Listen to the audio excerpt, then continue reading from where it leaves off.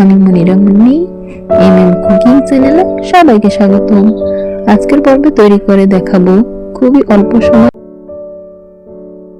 ঘরে থাকা সামান্য আটা ও চিনি দিয়ে মুসমুসে মিষ্টি খাস্তা রেসিপি। তৈরি করার জন্য প্রথমেই একটা বল নিয়ে নিলাম। 2 কাপ পরিমাণ আটা, স্বাদ মতো লবণ, এখানে 4 টেবিল চামচ পরিমাণ রান্নার সয়াবিন তেল আছে, অ্যাড করে দিয়ে হাত দিয়ে মেখে নিলাম। 2 বারে তেল অ্যাড করে দিয়ে হাত দিয়ে মেখে নিলে এক পর্যায়ে দেখা যাবে আটা হাতের মুঠ বন্ধ করে নিলে দলা পেকে আসবে। এই পর্যায়ে এখানে অল্প অল্প কুসুম গরম পানি অ্যাড করে দিয়ে একটা ডো তৈরি করে নিব। এই খাস্তা রেসিপিটা তৈরি করে এয়ারটাইট বক্সে ভর্তি করে অনেক দিন পর্যন্ত সংরক্ষণ করে রাখতে পারবেন। বাচ্চাদের টিফিন কিংবা চায়ের সাথে খেতে পারবেন। এক পর্যায়ে এরকম একটা ডো তৈরি করে বাটি থেকে পিড়ায় নামিয়ে নিয়ে হাত দিয়ে এভাবে মেখে নিয়ে নরম করে নিয়ে আবারও গোলাকার শেপ দিয়ে নিয়ে ছুরির সাহায্যে 6 ভাগে ভাগ করে নিলাম। সবগুলো লিচি গোলাকার শেপ দিয়ে নিয়ে একটা বাটিতে তুলে নিয়ে 2 টিস্পুন চামচ কর্নফ্লাওয়ার, 1.5 টিস্পুন চামচ রান্নার সয়াবিন তেল অ্যাড করে দিয়ে ভালোভাবে মিশিয়ে রেখে দিলাম। চিনির শিরা তৈরি করার জন্য চুলায় প্যান বসিয়ে পরিমাণ মতো চিনি অ্যাড করে নিলাম। চুলার আঁচ মাঝারি টু লো আঁচে রেখে অপেক্ষা করতে হবে, নাড়াচাড়া করা যাবে না। যখনই চারপাশ থেকে এভাবে ক্যারামেল তৈরি হবে এ পর্যায়ে নাড়াচাড়া করে চুলার আঁচ একবারে লো আঁচে রেখে কালার তৈরি করে অল্প কিছুটা পানি অ্যাড করে দিয়ে ভালোভাবে ক্যারামেলটা পানির সাথে মিশিয়ে নিতে হবে। এরপর পানিটা শুকিয়ে আসবে আবারও আর চিনির পরিমাণটা ঘন হয়ে আসবে। হাত দিয়ে এভাবে ঠান্ডা করে চেক করে দেখতে পারবেন। যখনই একটু আঁশ যুক্ত হবে এ পর্যায়ে চুলা থেকে নামিয়ে একটা বাটিতে ঠান্ডা করে নিতে হবে। একটা লিচি পিড়ায় তুলে নিয়ে বেলনা দিয়ে বেলে নিতে হবে যতটা সম্ভব পাতলা করে। যত পাতলা করে বেলে নেওয়া যাবে ততই খাস্তাটা মুসমুসি হবে। বেলে নেওয়ার এক পর্যায়ে এখানে কিন্তু আমি 2টা রুটি অ্যাড করে নিয়েছি।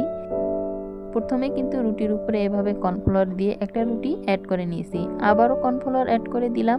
ব্রাশ করে নিয়ে রুটি অ্যাড করে দিব।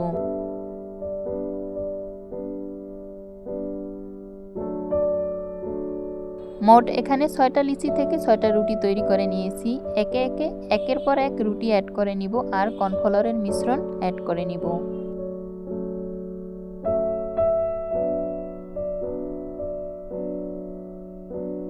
সব শেষে আবারও কর্নফ্লাওয়ারের মিশ্রণ অ্যাড করে দিয়ে ব্রাশ করে নিয়ে ছুরির সাহায্যে কাট করে নিতে হবে।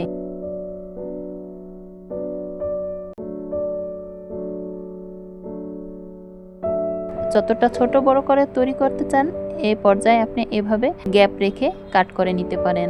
কাট করে নেওয়ার এক পর্যায়ে এভাবে হাত দিয়ে মুড়িয়ে মুড়িয়ে গোলাকার শেপ দিয়ে নিয়ে আবারও মুখটা বন্ধ করে দিয়ে নিচের সাইডটা আবারও 4-5টা এভাবে বন্ধ করে নিয়ে হাত দিয়ে চ্যাপটা করে দিতে হবে। এতে করে ভাজার সময় খুলে যাবে না।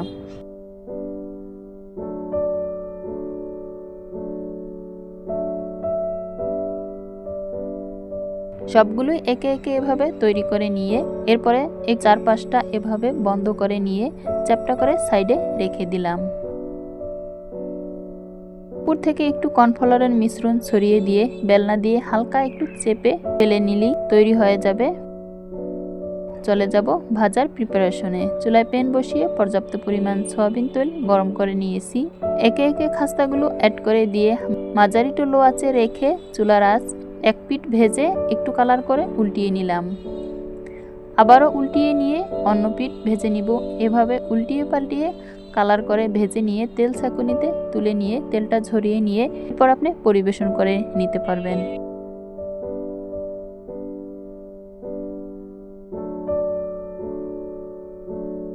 খাস্তাগুলো তেলে ভেজে নেওয়ার এক পর্যায়ে দেখা যাবে কালার চলে আসবে হালকা করে আর অনেকগুলো লেয়ার তৈরি হবে। এ পর্যায়ে চুলার আঁচ আরও একটু কমিয়ে নিয়ে কালার করে ভেজে তেল থেকে তুলে নিতে হবে। খাস্তাগুলো তেল থেকে তুলে নিয়ে গরম অবস্থায় উপর থেকে চিনির শিরা ছড়িয়ে দিতে হবে বড় একটা পাত্রে ছড়িয়ে নিয়ে। এতে করে খাস্তাগুলো চিনির শিরাটা চুষে নিবে আর দীর্ঘ সময় মুসমুসে থাকবে। দেখার সৌন্দর্যের স্বার্থে কিছুটা চেরি ফল কুচি করে আমি এখানে সাজিয়ে নিলাম। আপনি চাইলে স্কিপও করতে পারেন। কিংবা পেস্তা বাদাম কুচি করে কেটে নিয়ে পরিবেশন করে নিতে পারেন। আজকের ভিডিওটা এই পর্যন্তই। ভালো লাগলে চ্যানেলটা সাবস্ক্রাইব করে অল অপশন অন করে রাখতে পারেন, এতে করে আপনার কাছে নিত্য নতুন নোটিফিকেশন চলে যাবে।